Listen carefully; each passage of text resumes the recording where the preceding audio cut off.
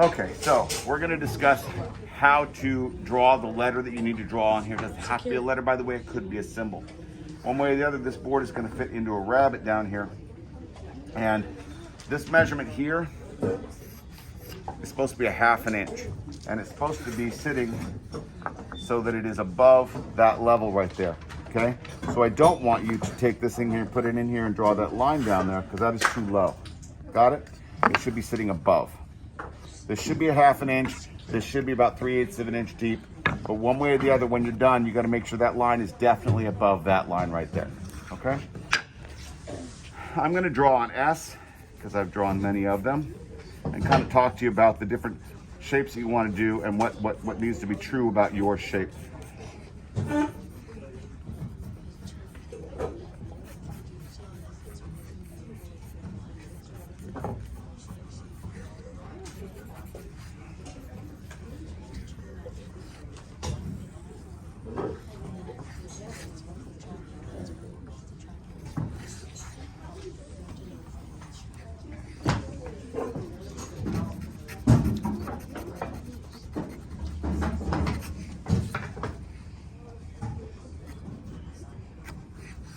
Okay, so you need to have the shape. This is supposed to be holding up your books. This thing rests like this. Your books sit on here. This is supposed to be something that says, hello, I'm going to hold your books up. It should not be a tiny little wispy little thing that's going to look like it's going to fall over and break or not going to support your books. Your letter or symbol or whatever it is should be full height, should be as close to full width as you can, should be taking up as much of the space as possible. So when this thing gets glued in, it fills in that space. It also needs to be tough enough to withstand being dropped, okay? If you make things really skinny, like somebody who makes a T that looks like this, here's your 1/2 inch.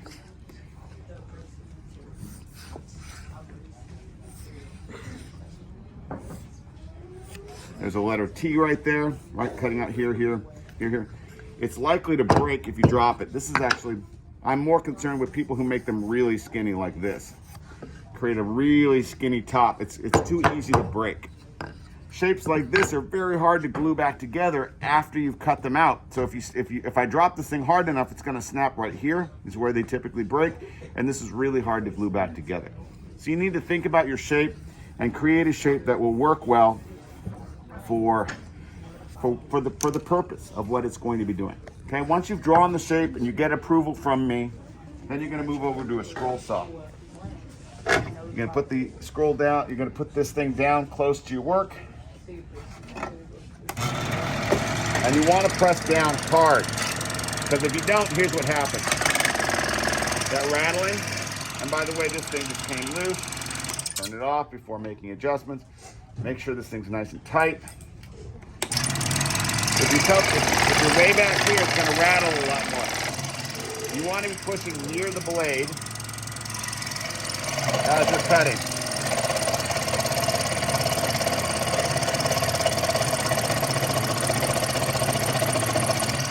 You want to be moving full speed. And you want to try to move as smooth as possible. I can see that this thing came loose, but I'm just going to leave it.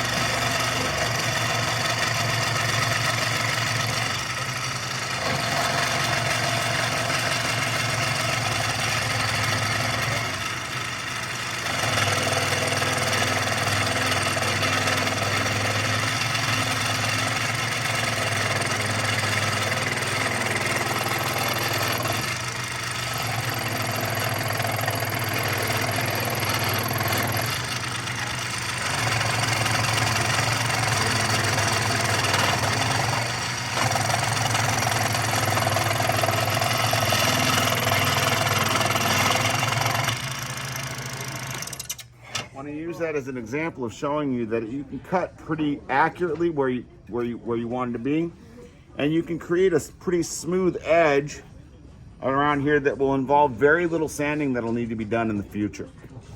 Now, I'm going to come one last thing for this video, which is this corner down here, because if you cut this corner poorly, it's going to be really hard to clean up.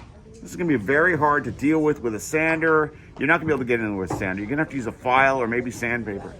So you're much better off making sure that you cut it really well.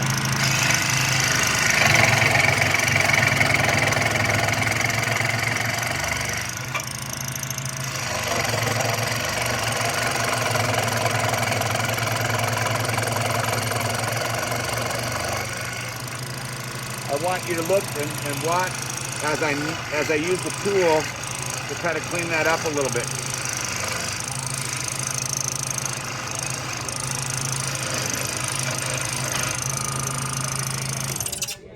Ignore that little line right there. That's actually a drawn line. But if you look inside there, that's actually pretty clean looking. It doesn't really need a lot of cleanup.